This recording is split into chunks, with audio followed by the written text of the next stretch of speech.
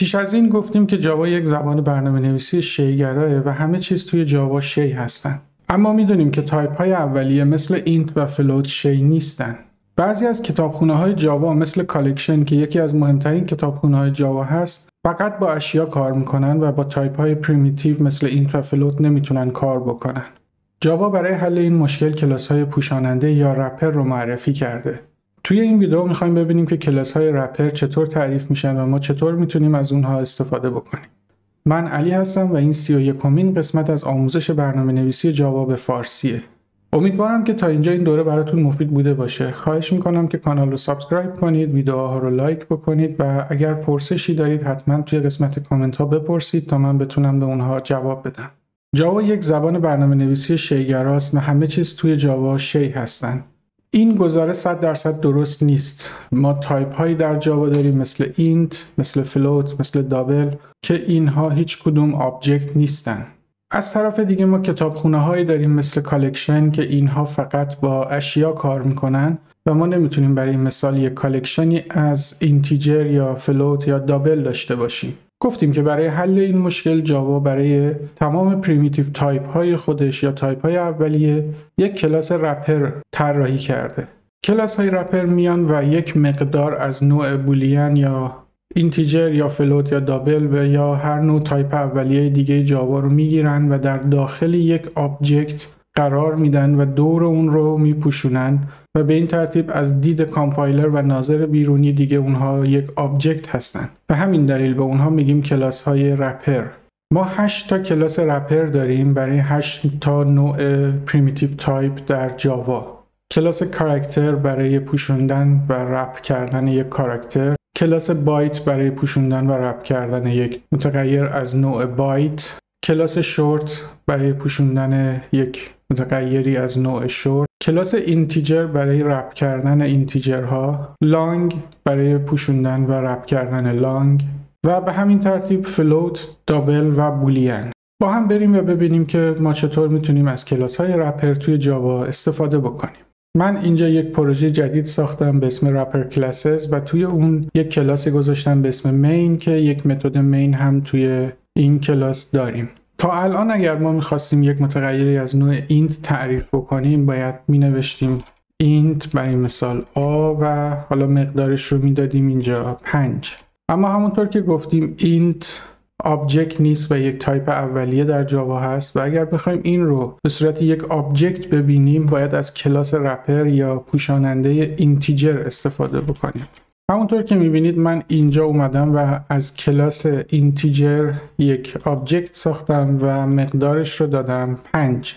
مشابه همین کار رو میتونیم برای تایپ های دیگه هم انجام بدیم. برای مثال برای شورت، بایت، لانگ، فلوت، دابل و بولیان. چند تا مثال میزنم تا ببینیم که چطور میتونیم از کلاس های رپر استفاده بکنیم. اینجا من اومدم و یک کاراکتر تعریف کردم به اسم C و مقدارش رو گذاشتم حرف A بزرگ انگلیسی. توی خط بعد اومدم و از کلاس رپر کاراکتر استفاده کردم و یک آبجکت ساختم به اسم C آبجکت و مقدارش رو گذاشتم همون کاراکتر A بزرگ انگلیسی. برای بایت به همین ترتیب من اینجا یه بایت دارم به اسم B و مقدارش 1 و یک آبجکت بایت دارم به اسم B آبجکت و مقدار اون هم میذارم 1. برای تایپ شورت هم به همین ترتیب من اینجا یک وریبلی از نوع شورت به اسم S ساختم و مقدارش رو دادم 1 و اینجا یک آبجکتی از نوع شورت ساختم و اسمش رو گذاشتم S آبجکت و مقدار اون رو هم دادم 1. برای لانگ هم من اینجا یک وریبلی ساختم از نوع لانگ به اسم L با مقدار 1 و یک آبجکت از نوع لانگ به اسم L آبجکت و مقدار اون رو هم دادم 1 لانگ. دقت بکنید به این الی که بعد از 1 نوشتیم که این مقدار رو تبدیل میکنه به لانگ.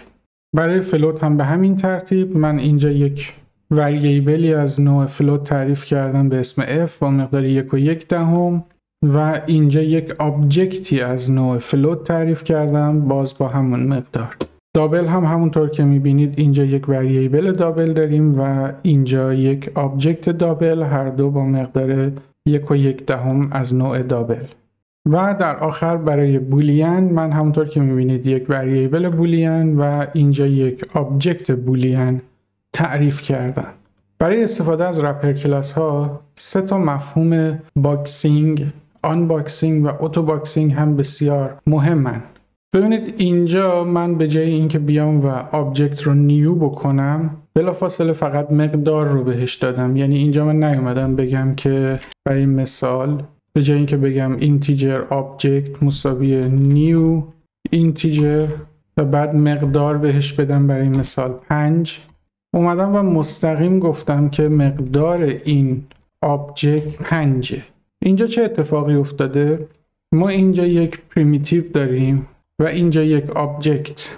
جاوا به صورت خودکار میاد و این پریمیتیو تایپ ها یا این ولیو ها رو که از نوع پریمیتیو هستن اصطلاحاً باکس میکنه و خودش اینها رو تبدیل به یک آبجکت میکنه و بعد آبجکت نهایی رو در این آبجکت ذخیره میکنه. پس ما به این میگیم باکسینگ. فرآیند آن باکسینگ کاملا معکوس این هست. بذارید من یه مثال بزنم. ببینید اینجا من اومدم یه اینتیجر تعریف کردم به اسم سام اینت، اما مقدارش رو از روی یک آبجکت گذاشتم. یعنی در واقع سمت راست من یه آبجکت دارم از نوع اینتیجر و در سمت چپ یه پریمیتیو تایپ دارم از نوع اینت.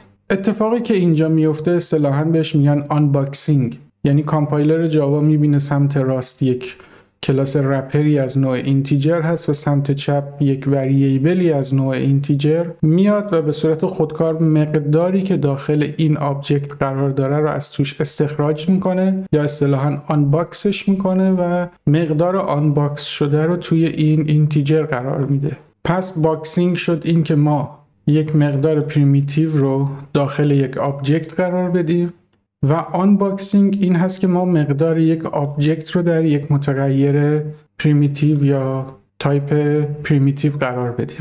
از اونجایی که فرایند باکسینگ و آنباکسینگ به صورت خودکار توسط کامپایلر انجام میشه، ما از اصطلاح اتو باکسینگ استفاده میکنیم، یعنی اینکه باکس کردن و آنباکس کردن به صورت خودکار. امیدوارم که این ویدیو براتون مفید بوده باشه. لطفاً کانال رو سابسکرایب کنید، ویدیوها رو لایک بکنید و بقیه ویدیوهای دوره رو هم از لینک هایی که اینجا براتون قرار میدم دنبال بکنید. ممنون از همراهیتون و تا ویدیوی بعد خدا نگهدارتون.